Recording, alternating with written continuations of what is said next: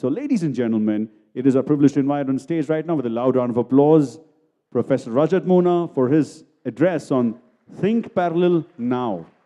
Good morning to all of you. It's actually mid-morning, and with two heavy talks that we actually had, and very motivating talks, which talked about how supercomputing is actually poised for growth.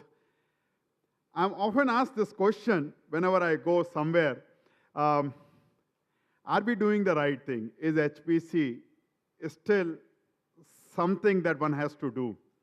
And I thought I would actually talk a little bit more about this and why it is so. And as Charlie talked about, start putting your thinking caps, start putting your brains, and start doing things in parallel. And as James talked about, that they are all equipped with the tools, our Intel's commitment into HPC is very, very high. And I'm going to talk about why we have to think in parallel. So performance, power, and business gains, all of these are actually part of it. Now, if you look at this, performance has been the game changer. And I'll talk about few things here. Early warning on natural disasters. Many of you probably won't even remember, but there were cyclones. India, our western coast, is actually prone to every monsoon time. We actually look at cyclones. We always face cyclones. In 1991, 1993, two major cyclones actually came. I don't know how many of you even remember this.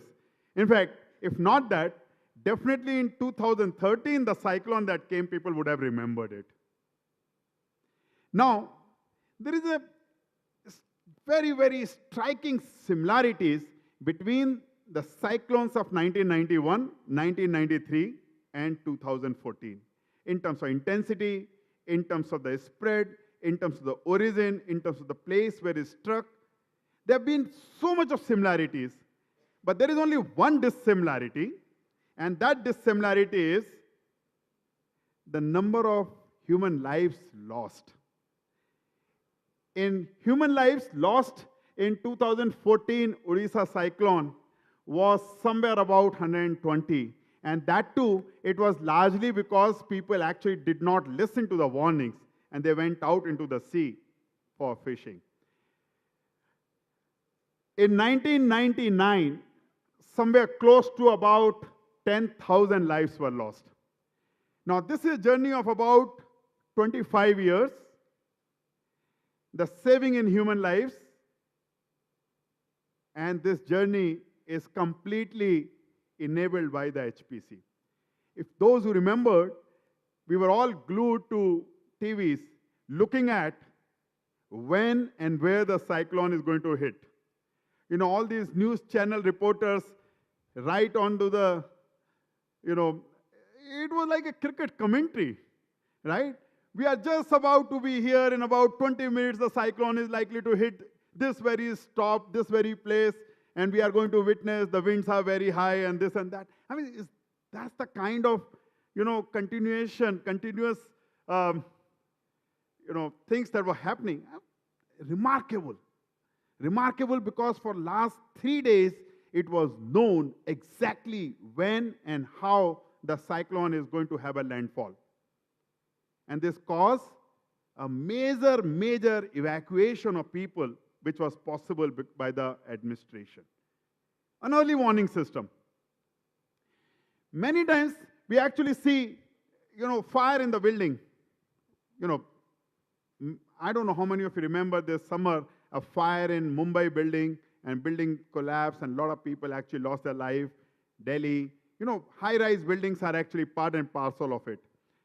Evacuation plans are always there. But you look at the evacuation plan. Typically a 40-floor building will have multiple exit paths. Which exit path should you take in case of a fire? If you are at the 29th floor or 18th floor and the fire is at floor number 2, you don't really know whether you are taking a right staircase or not, whether you will be trapped into the staircase or not. A success story here if you can actually create 20,000, 40,000, 50,000 core program, it is going to be a wonderful program. We will all go full out and say, come and use this for us. Gain very high performance, protect development investment, and reduce operational costs by saving energy if you can actually do that. And finally, make use of the opportunities which are provided by NSM. Thank you very much.